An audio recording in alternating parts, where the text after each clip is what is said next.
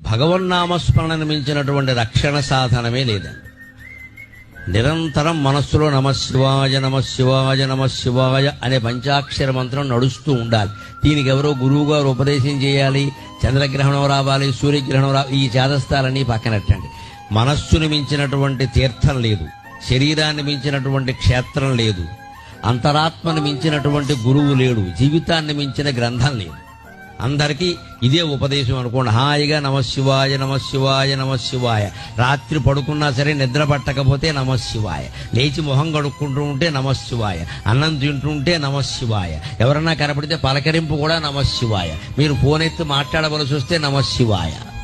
ఇంత ఇదిగా భగవన్నామాన్ని మనం సొంతం చేసుకుంటే అన్ని రకాల పాపాలు కాదు, సకల కర్మలు నశించిపోతే అన్ని కర్మ ఫలాలు పోయి జ్ఞానం పొంది మోక్షం పొందుతాం. ఎప్పుడూ ఆనందంగా ఉంటాం.